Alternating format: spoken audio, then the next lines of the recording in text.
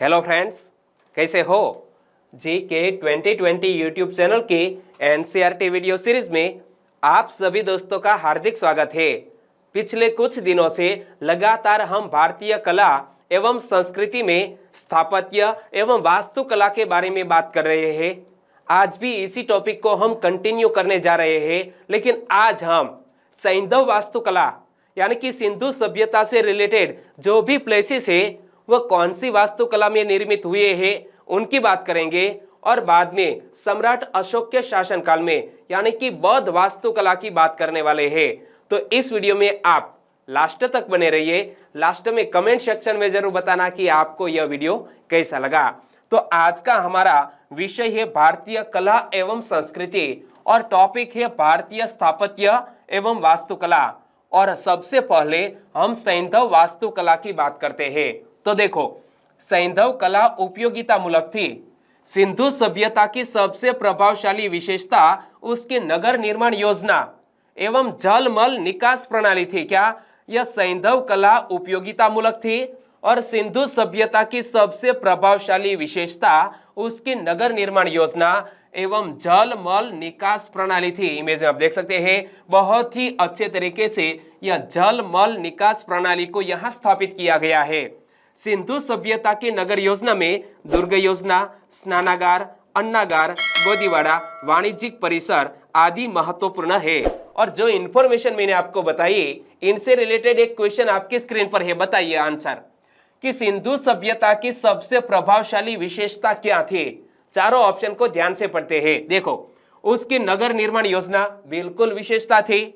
जलमल निकास प्रणाली with image मैंने आपको बताया, यह भी सैंधव सभ्यता की बहुत ही अच्छी एक विकसित निकास प्रणाली, जलमल निकास प्रणाली।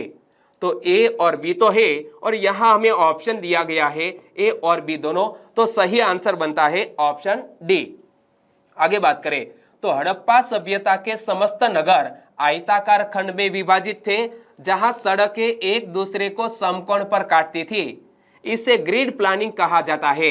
दोस्तों, क्या यह जो सैंधव सभ्यता, हड़प्पीय सभ्यता के समस्त नगर आयताकार थे, ऐसे आयताकार थे, और सड़कें एक दूसरे को यहां समकोण पर काटती थी, और इसे क्या कहा जाता है? इसे ग्रिड प्लानिंग कहा जाता है। और हड़प्पा सभ्यता के नगरीय क्षेत्र के दो हिस्से थे, पश्चिमी टीला जिसे अपर टाउन कहते हैं इंग्लिश में, दूसरा है पूर्वी टीला जिसे लोअर टाउन कहते हैं। लेकिन दोस्तों, मैं आपसे पूछना चाहूंगा, मैंने आपको बताया है कि सैंधव सभ्यता का एक ऐसा नगर जो दो हिस्सों में नहीं बल्कि तीन हिस्सों में बटा हुआ था, हमारे गुजरात में है। आपको याद है तो नीचे कमेंट सेक्शन में जरूर बताना। लेकिन यहां हड़प्पा सभ्यता के नगरीय क्षेत्र के दो हिस्से थे, एक पश्चिमी टीला, दूसरा पूर्वी टीला। तो चलिए आंसर बताइए कि हड़प्पा सभ्यता के नगरीय क्षेत्र कितने हिस्सों में विभाजित था?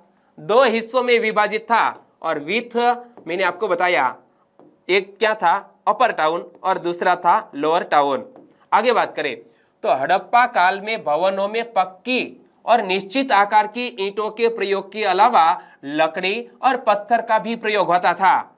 बरामदा घर के बीचों बीच बनाया जाता था, और मुख्य द्वार हमेशा घर के पीछे खुलता था। क्या वर्तमान में क्या व्यवस्था है? वर्तमान में जो हमारा मुख्य द्वार है वो हमेशा घर के सामने खुलता है, लेकिन यह हड़प्पा सभ्यता के जो भी घर थे उसका मुख्य द्वार था वो घर के पीछे खुलता था। तो हड़प्पा काल में भवनों में पक्की और निश्चित आकार की ईंटों के प्रयोग के अलावा लकड़ी और पत्थर का भी प्रयोग होता था, और बरामदा घर के बीचों बीच बनाया जाता था, और मुख्य द्वार हमेशा घर के पीछे खुलता था। चलिए आंसर बताइए कि हड़प्पा काल में भवनों की एक विशेषता गलत है। यह चार विशेषता जो मैंने बताई है उनमें से एक विशेषता गलत है। चलिए ढूंढते हैं कि घर के बीचों बीच बरामदा था, सही है। मुख्य द्वार हमेशा घर के पीछे, हाँ घर के पीछे। घर में लकड़ी और पत्थर का प्रयोग, यह भी होता था। कच्ची और अनियमित आकार की ईंटों के प्रयोग, गलत, क्योंकि पक्की और नियमित आकार की ईंटों का प्रयोग घर बनाने में किया गया है। तो हमने यह गलत ऑप्शन ढूंढ लिया। सही है ऑप्शन डी, गलत ऑप्शन है ऑप्शन डी। घर के गंदे पानी की निकासी के लिए ढकी हुई नालियां बनाई गई और इन्हें मुख्य नाले से जोड़कर गंदे पानी की निकासी की जाती थी। दोस्तों, वर्तमान में क्या है कि अंडरग्राउंड जो हमने गार्बेज के लिए यानी कि हमारे गंदे पानी को निकासी के लिए जो व्यवस्था की है वो कभी कभी ब्लॉक हो जाती है। क्या ब्लॉक हो जाती है, जिसकी वजह से हमारे बाजार में यह गंदा पानी उभर कर बाहर आ जाता है। तो क्या होता है, तो जो प्रदूषण होता है, लेकिन उस वक्त की जो यह निकास प्रणाली थी, जल मल निकास प्रणाली, तो दोस्तों यह पूरी व्यवस्था बाहर ही थी। लेकिन देखो, घर के गंदे पानी की निकासी के लिए ढकी हुई नालियां बनाई गई थी, क्योंकि कभी भी साफ करने के लिए उसे हम खोल सकते थे। तो ढकी हुई नालियां बनाई गई और इन्हें मुख्य नाले से जोड़कर गंदे पानी की निकासी की जाती थी। और जल आपूर्ति व्यवस्था का साक्ष्य धौलावीरा से मिला है, जहां वर्षा जल को शुद्ध कर उसकी आपूर्ति की जाती थी। क्या दोस्तों, धौलावीरा, जहां पर यह जल आपूर्ति व्यवस्था का साक्ष्य मिला है। वर्तमान में हमारे घर में अंडरग्राउंड वाटर टैंक है ना, ठीक उसी तरह यह जल आपूर्ति व्यवस्था का साक्ष्य कहां पर मिला है, धौलावीरा में। और इसी साल धौलावीरा को यूनेस्को ने वर्ल्ड हेरिटेज साइट घोषित किया है।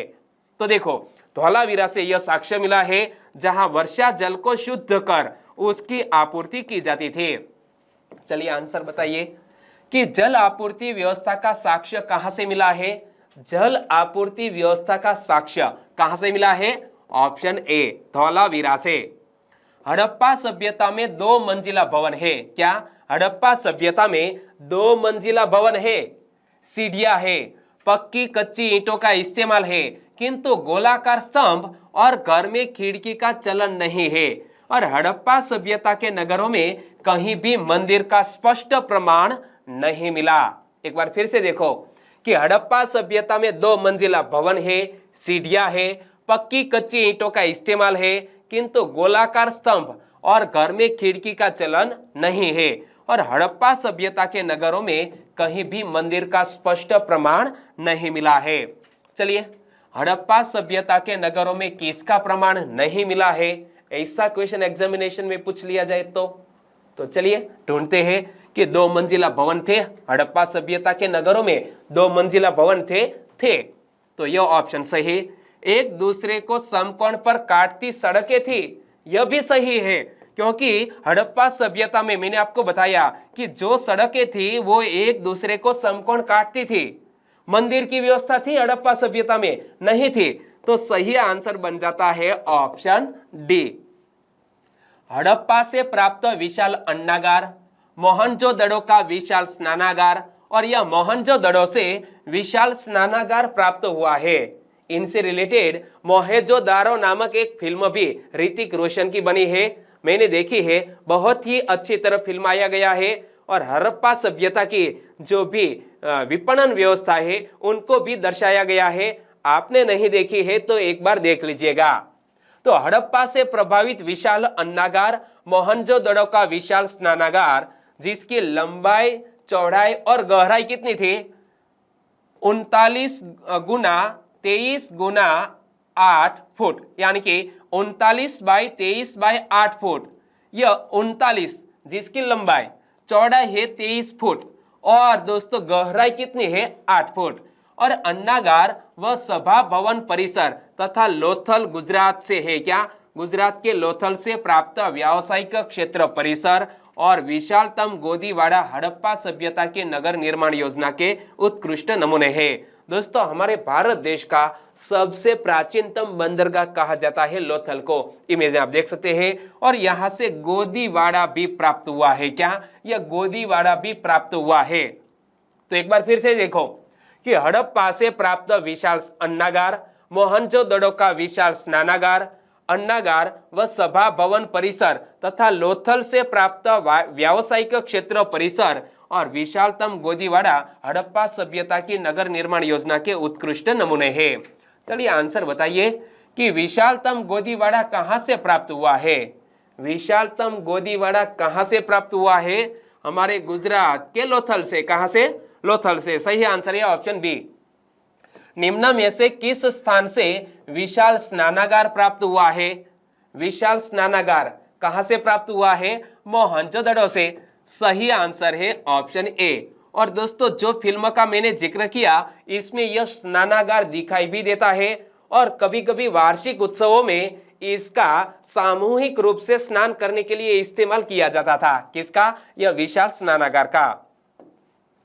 हड़प्पा सभ्यता दोस्तों जिसका काल है ईसा पूर्व 2750 से लेकर ईसा पूर्व 1750 तक। तो हड़प्पा सभ्यता में स्थापत्य वास्तुकला ने जो ऊंचाई प्राप्त की थी वह वैदिक काल। तो वैदिक काल का समय अवधि है ईसा पूर्व 1500 से लेकर ईसा पूर्व 600 तक। तो वैदिक काल तक आते आते समाप्त हो चुकी थी। अतः वैदिक काल स्थापत्य कला की दृष्टि से ह्रास का काल है। क्या? हड़प्पा सभ्यता में स्थापत्य वास्तुकला ने जो ऊंचाई प्राप्त की थी वह वैदिक काल तक आते आते समाप्त हो चुकी थी। अतः वैदिक काल स्थापत्य कला की दृष्टि से ह्रास का काल कहा जाता है।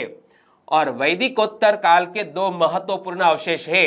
एक बिहार में राजगीर शहर की किलाबंदी जो ईसा पूर्व 6 या 5वीं सदी के आसपास की है, तथा प्राचीन कलिंग नगर की किलाबंदी राजधानी शिशुपालगढ़ ईसा पूर्व 2वीं या प्रथम शताब्दी की है।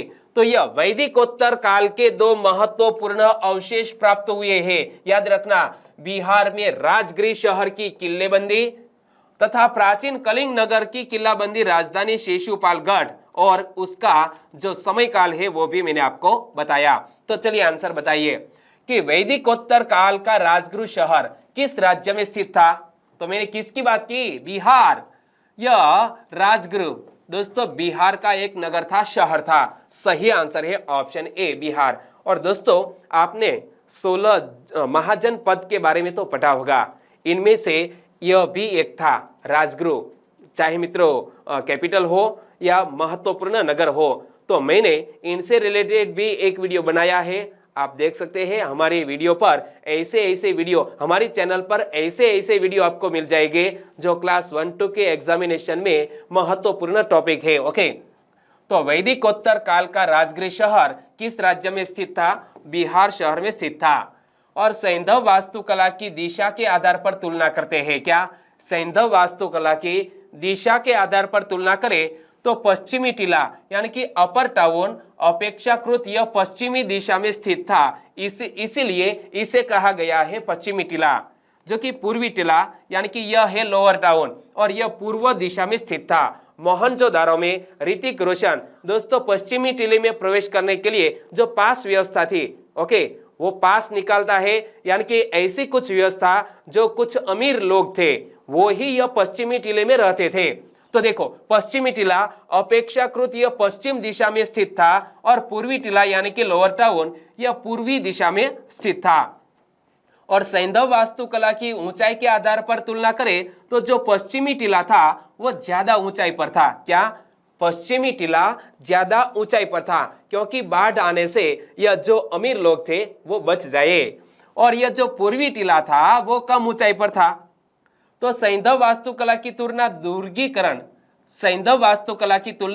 दुर्गीकरण के आधार पर करें तो पश्चिमी टीला पूर्णतया दुर्गीकृत क्षेत्र था। क्या? जो मान लीजिए कि यह पश्चिमी टीला है तो यह पूर्ण रूप से दुर्गीकृत था, यानी कि यहाँ पर एंटर होने के लिए एक गेट था और चारों तरफ दीवारें बनाई गई थी, ऊंची ऊंची दीवारें। और पूर्वी टीला दुर्गीकृत नहीं था। क्या? पूर्वी टीला है वो दुर्गीकृत नहीं था। और सैंधव वास्तुकला की जनसंख्या के आधार पर तुलना करें तो जो पश्चिमी टीला था वो कम आबादी वाला क्षेत्र था। क्या? जो पश्चिमी टीला था वो कम आबादी वाला क्षेत्र था, लेकिन यह सभी रईस लोग थे। और पूर्वी टीला अधिक आबादी वाला क्षेत्र था और यह आम जनता के लिए था। सैंधव वास्तुकला की इमारत के आधार पर तुलना करें तो पश्चिमी टीला में विशिष्ट इमारतें मौजूद थी, जैसा कि स्नानागार, अन्नागार, ऐसी विशिष्ट इमारतें यह दोस्तों पश्चिमी टीले में स्थित थी। लेकिन पूर्वी टीला में साधारण इमारतें थी, जैसा कि एक कक्षीय श्रमिक भवन आदि। क्या दोस्तों? जो पूर्वी टीला था इसमें साधारण इमारतें थी, क्योंकि साधारण लोग रहते थे। एक कक्षीय श्रमिक भवन आदि दोस्तों यह पूर्वी टीले की विशेषता है। चलिए बताइए कि सैंधव वास्तुकला में पश्चिमी टीला की एक विशेषता नहीं है। क्या हमें पूछा गया है कि सैंधव वास्तुकला में पश्चिमी टीला की एक विशेषता नहीं है, वो कौन सी, बताइए। पूर्णतया दुर्गीकृत क्षेत्र, बिल्कुल सही बात। कम आबादी वाला क्षेत्र था पश्चिमी टीला, बिल्कुल सही बात। एक कक्षीय श्रमिक भवन, यह गलत है क्योंकि यह पूर्वी टीले की बात है और यहां ऑप्शन में दिया गया है कि पश्चिमी टीला की एक विशेषता नहीं है, तो हमारा आंसर बन जाता है ऑप्शन सी। समझ में आया? ओके, तो वीडियो को लाइक करें और आपके दोस्तों को इस वीडियो के लिंक शेयर करना मत भूलिएगा। आगे बात करते हैं बौद्ध वास्तुकला की। अब तक हमने सैंधव वास्तुकला की बात की, ठीक उसी तरह हम बौद्ध वास्तुकला की बात करेंगे। तो गुफा, चैत्य, स्तूप, विहार आदि बौद्ध वास्तुकला के अंतर्गत आते हैं। क्या? यह गुफा, चैत्य, स्तूप, विहार आदि बौद्ध वास्तुकला के अंतर्गत आते हैं। प्रारंभिक गुफा वास्तुकला का एक विशिष्ट उदाहरण है।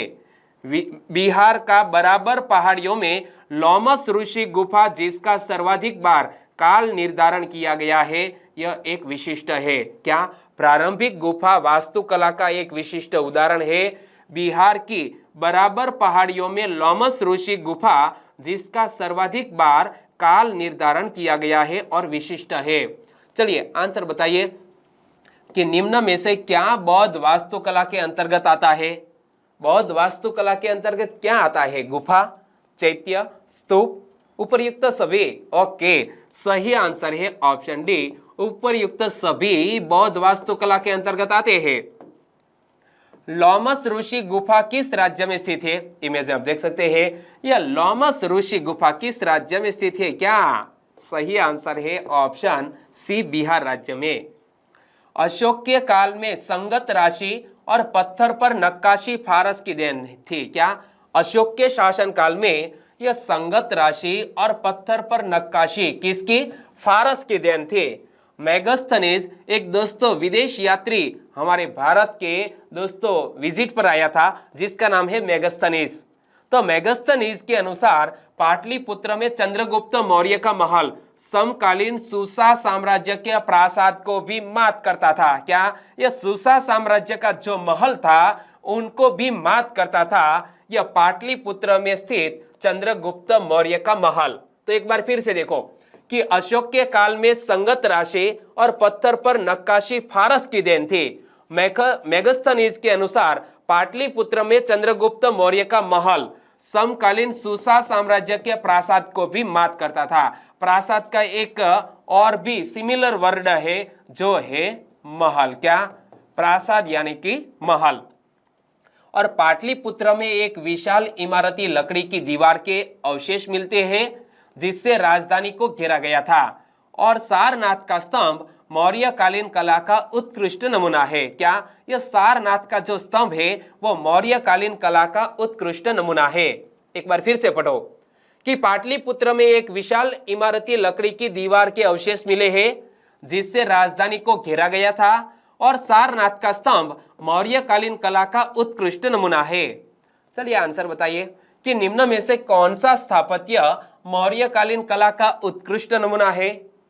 तो मैंने हाल ही में आपको बताया, क्या? सारनाथ का स्तंभ यह मौर्य कालीन कला का उत्कृष्ट नमूना है। सही आंसर है ऑप्शन बी। और इस स्तंभों पर एक खास तरह की पॉलिश ऑफ की गई थी, जिससे इनकी चमक धातु जैसी हो गई, किंतु पॉलिश की यह कला समय के साथ लुप्त हो गई। इमेज में देखिए, यह सारनाथ का जो स्तंभ है उन पर जो पॉलिश की गई है, ऑफ की गई है, इनसे दोस्तों एक धातु जैसी चमक आ जाती है, किंतु पॉलिश की यह जो कला है वो वर्तमान समय में लुप्त हो गई है। और अशोक महान ने बराबर पहाड़ी में 4 गुफाएं, एक लोमस ऋषि गुफा, दूसरी सुदामा गुफा, तीसरी कर्ण चौपर गुफा और चौथी विश्व झोपड़ी गुफा, जबकि अशोक के पौत्र दशरथ ने नागार्जुनी पहाड़ी में 3 गुफाओं का निर्माण आजीवकों हेतु करवाया। क्या? अशोक महान ने बराबर पहाड़ियों में 4 गुफा लोमस ऋषि, सुदामा गुफा, कर्ण चौपर और विश्व झोपड़ी गुफा, जबकि अशोक के पौत्र दशरथ ने नागार्जुनी पहाड़ी में 3 गुफाओं का निर्माण आजीवकों हेतु करवाया। इमेज में आप देख सकते हैं। तो इसी तरह की गुफाओं का निर्माण एक तरफ अशोक ने करवाया और साथ साथ अशोक के पौत्र दशरथ ने भी करवाया। चलिए आंसर बताइए कि लोमस ऋषि, सुदामा गुफा, कर्ण चौपर और विश्व झोपड़ी गुफा का निर्माण किसने करवाया था? सम्राट अशोक ने करवाया था। किसने? सम्राट अशोक ने। सही आंसर है ऑप्शन बी। मौर्योत्तर काल में पुणे जिले महाराष्ट्र में करले में एक अन्य गुफा का उत्खनन किया गया, जिसमें एक विशाल प्रार्थना कक्ष या चैत्य सामने आया। और चैत्य एक प्रार्थना हॉल या सभा स्थल है, जबकि स्तूप समाधि नुमा भवन जिसमें बौद्ध धर्म के पवित्र व्यक्ति की अस्थियां आदि रखी जाती है। दोस्तों यहां हमें समझ लेना है कि यह चैत्य क्या है, यह स्तूप क्या है। तो मौर्योत्तर काल में पुणे जिले में करले में एक अन्य गुफा का उत्खनन किया गया, जिसमें एक विशाल प्रार्थना कक्ष या चैत्य सामने आया। चैत्य एक प्रार्थना हॉल या सभा स्थल है, जबकि स्तूप समाधि नुमा भवन जिसमें बौद्ध धर्म के पवित्र व्यक्तियों की अस्थियां आदि रखी जाती है। चलिए आंसर बताइए कि करले की गुफा किस राज्य में स्थित है? करले की गुफा किस राज्य में दोस्तों? महाराष्ट्र राज्य के पुणे जिले में स्थित है। सही आंसर है ऑप्शन बी। और भाज वो भी पुणे जिले में है। तो भाज की गुफाओं से प्राप्त चैत्य उल्लेखनीय है। हर्मिका, मेधी तथा वेदिका आदि स्तूप स्थापत्य से जुड़े शब्द है। क्या? स्तूप स्थापत्य से जुड़े 3 शब्द हर्मिका, मेधी तथा वेदिका। आपने भी कहीं सोशल साइंस में पढ़ा होगा। चलिए आंसर बताइए कि हर्मिका, मेधी तथा वेदिका आदि किस स्थापत्य से जुड़े शब्द है? तो ये तीनों स्तूप स्थापत्य से जुड़े शब्द है। सही आंसर है ऑप्शन सी। और अधिकतम अशोककालीन स्तूप विनष्ट हो चुके हैं, किंतु सारनाथ की एकाश्म वेदिका, तक्षशिला की वेदिका के साथ साथ कोनकमन स्तूप, सांची स्तूप, बरहुत स्तूप आदि महत्वपूर्ण है। और शुंग शासकों ने ब्राह्मण मतावलंबी होते हुए भी बरहुत, सांची दोनों मध्य प्रदेश में स्थित यह स्तूप है। तो बरहुत, सांची तथा बोध गया यह बिहार में स्तूप है। तो इसका निर्माण में सहयोग किया था किसने? शुंग शासकों ने इसके निर्माण में सहयोग किया था। एक बार फिर से देखो कि अधिकतम अशोककालीन स्तूप विनष्ट हो चुके हैं, किंतु सारनाथ की एकाश्म वेदिका, तक्षशिला की वेदिका के साथ साथ कोनकमन स्तूप, सांची स्तूप, बरहुत स्तूप आदि महत्वपूर्ण है। इमेज में आप देख सकते हैं। और शुंग शासकों ने ब्राह्मण मतावलंबी होते हुए भी बरहुत, सांची यह दोनों मध्य प्रदेश में स्थित स्तूप है तथा बोध गया बिहार में यह स्तूप है। तो इसके निर्माण में सहयोग किया है शुंग शासकों ने। चलिए आंसर बताइए। बरहुत, सांची यह दोनों मध्य प्रदेश में है तथा बोध गया बिहार में स्तूप है। तो इसका निर्माण करने में किसने सहयोग किया है? तो यह स्तूप के निर्माण में किसने? शुंग शासकों ने सहयोग किया है। सही आंसर है शुंग शासकों। और यहां भी मैंने आपको बताया। आगे बात करें तो कुषाण शासकों में सबसे उत्साही बौद्ध मतावलंबी कनिष्क प्रथम ने उत्तर पश्चिम पंजाब व सिंध की और अनेक स्तूपों का निर्माण करवाया। किसने दोस्तों? कुषाण शासकों में सबसे उत्साही बौद्ध मतावलंबी ऐसा कनिष्क प्रथम ने उत्तर पश्चिम पंजाब व सिंध की और अनेक स्तूपों का निर्माण करवाया था। यथा चरसदा स्तूप जो पाकिस्तान में है, मणिक्याला स्तूप वो भी पाकिस्तान में है, और तक्षशिला स्तूप, सुई विहार स्तूप यह सभी कनिष्क प्रथम के शासन काल में निर्मित हुए हैं। उत्तर बताइए कि उत्तर पश्चिम पंजाब व सिंध की और अनेक स्तूपों का निर्माण किसने करवाया था? तो अनेक स्तूपों का निर्माण किसने करवाया था? कनिष्क प्रथम ने। सही आंसर है ऑप्शन डी। फाह्यान एवं वैन स्वांग यह दोनों दोस्तों विदेशी मुसाफिर हमारी भारत की विजिट लेने के लिए आए थे। इमेज में आप देख सकते हैं। तो फाह्यान एवं ह्यू एंड स्वांग के विवरणों से पता चलता है कि कनिष्क ने अपनी राजधानी पुरुषपुर यानी कि वर्तमान का पेशावर, तो पुरुषपुर में 400 फीट ऊंचा स्तूप बनवाया था। किसने? दोस्तों याद रखना, कनिष्क ने अपनी राजधानी पुरुषपुर यानी कि पेशावर में 400 फीट ऊंचा स्तूप बनवाया था। और यह फाहियान एवं ह्यू एंड स्वांग ने अपने विवरणों में लिखा है। चलिए आंसर बताइए। पुरुषपुर यानी कि पेशावर में 400 फीट ऊंचा स्तूप किसने बनवाया था? तो यह भी कनिष्क प्रथम ने बनवाया था। किसने? कनिष्क प्रथम ने। और दक्कन की राजनीतिक सत्ता सातवाहन ने भी बड़ी संख्या में स्तूप, चैत्य, विहार बनवाए, जैसा कि अमरावती स्तूप, नागार्जुन कोंडा स्तूप, कार्ले चैत्य, गुड्डीवाड़ा स्तूप, जगईपेट स्तूप और भक्त प्रेलु स्तूप आदि का निर्माण दोस्तों याद रखना सातवाहन शासकों के समय में बना है। दक्कन की राजनीतिक सत्ता सातवाहन ने भी बड़ी संख्या में स्तूप, चैत्य, विहार बनवाए, जैसा कि अमरावती स्तूप, नागार्जुन कोंडा स्तूप, कार्ले चैत्य, गुड्डीवाड़ा स्तूप, जगईपेट स्तूप, भक्त प्रेलु स्तूप आदि। और महाराष्ट्र के लोनावाला इलाके में सह्याद्री की पहाड़ियों में कार्ले, भाजा, अजंता आदि जगहों पर कला के नए स्वरूप पल्लवित हुए, जिन्हें रॉक कट आर्किटेक्चर कहते हैं, जिसे पहाड़ को काटकर ही मंदिर, चैत्य या स्तूप बनवाए गए हैं। इमेज आप देख सकते हैं। और कल भी मैंने आपको बताया था कि एलोरा का जो कैलाश मंदिर है वो पूरे पहाड़ को काटकर बनाया गया है। तो महाराष्ट्र के लोनावाला इलाके में सह्याद्री की पहाड़ियों में कार्ले, भाजा, अजंता आदि जगहों पर कला के नए स्वरूप पल्लवित हुए, जिन्हें रॉक कट आर्किटेक्चर कहते हैं, जिसे पहाड़ को काटकर ही मंदिर, चैत्य, स्तूप बनाना, इसे कहते हैं रॉक कट आर्किटेक्चर। चलिए आंसर बताइए कि निम्न में से किसको रॉक कट आर्किटेक्चर कहते हैं? तो कार्ले की गुफाओं में भी यह रॉक कट करके निर्मित किए गए हैं भवन, तो भाजा में भी ठीक उसी तरह और अजंता में भी। तो सही आंसर है ऑप्शन डी, उपर्युक्त सभी रॉक कट आर्किटेक्चर है। ओके। और भाज की गुफाओं में निर्मित चैत्य एवं विहार तथा जल संग्रहण का तरीका उत्कृष्ट स्थापत्य का नमूना है। कहाँ? यह भाज की गुफाओं में निर्मित चैत्य एवं विहार तथा जल संग्रहण का तरीका उत्कृष्ट स्थापत्य का नमूना है। और पुणे के निकटवर्ती जिले में औरंगाबाद में अजंता नामक स्थान है और यहाँ कुल 29 गुफाएं हैं। इनमें 4 चैत्य और 25 विहार है। और अजंता की गुफाओं में सबसे प्राचीन गुफा कौन सी है? तो याद रखना गुफा संख्या 10। क्या? गुफा संख्या 10 सबसे प्राचीन गुफा है। एक बार फिर से देखो कि भाज की गुफाओं में निर्मित चैत्य एवं विहार तथा जल संग्रहण का तरीका उत्कृष्ट स्थापत्य का नमूना है। पुणे के निकटवर्ती जिले में औरंगाबाद में अजंता नामक स्थान है और यहाँ कुल 29 गुफाएं हैं। 29 गुफाओं में से 4 चैत्य है और 25 विहार है। और अजंता की गुफाओं में सबसे प्राचीन गुफा कौन सी है? गुफा संख्या 10। और ऐसा भी दोस्तों आगे क्वेश्चन आने वाला है, आगे बात करते हैं। तो अजंता से दक्षिणी पश्चिम में 50 मील दूर सतमाला की पहाड़ियों में पित्तल खौड़ा की गुफाएं मिली है, जहां चैत्य में लकड़ी का प्रयोग किया गया था। एक बार फिर से देखो कि अजंता से दक्षिण पश्चिम में 50 मील दूर सातमाला की पहाड़ियों में पित्तल खौड़ा की गुफाएं मिली है। इमेज आप देख सकते हैं, जहां चैत्य में लकड़ी का प्रयोग किया गया था। और हिंदू मतावलंबी यानी कि शाक्त होते हुए भी गुप्त शासकों ने बौद्ध कला में रुकावट की जगह सहयोग किया तथा स्तूप निर्माण में नक्काशीदार ईंटों का प्रयोग करवाया। क्या?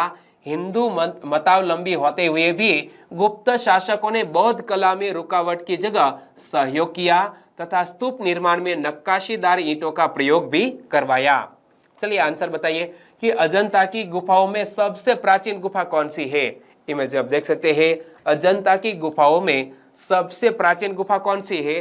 गुफा संख्या 10 सबसे प्राचीन है। सही आंसर है ऑप्शन ए।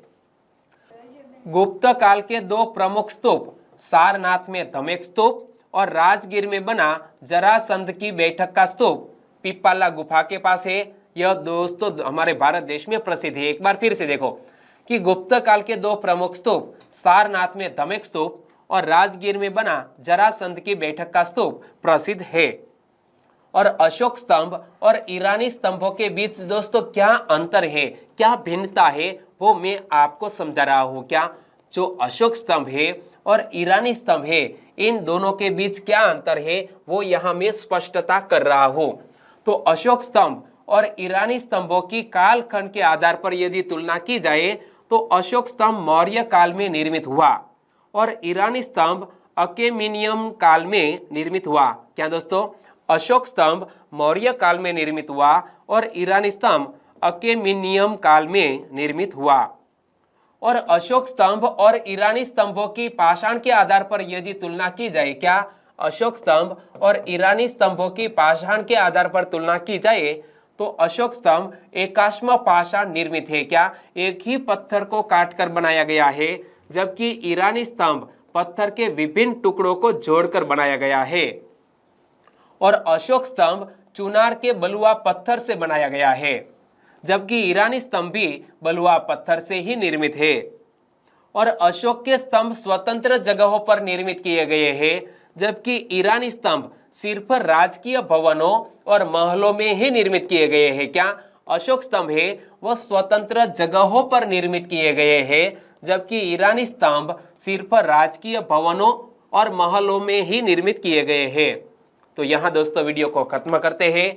आपको वीडियो वाकई में अच्छा लगा है, हेल्पफुल लगा है तो वीडियो को लाइक करें। कल भी हम भारतीय कला एवं संस्कृति में इसी टॉपिक को आगे बढ़ाने वाले हैं, तो कल भी यह वीडियो आप देखना मत भूलिएगा। ओके, चलिए, आपको अच्छा लगा है तो वीडियो को लाइक कर दिया, लेकिन फेसबुक, व्हाट्सएप या टेलीग्राम के जरिए अभी तक आपने आपके दोस्तों को इस वीडियो की लिंक शेयर नहीं की तो प्लीज शेयर कीजिए। कल मिलते हैं। आपका दिन शुभ रहे। टेक केयर एंड जय हिंद।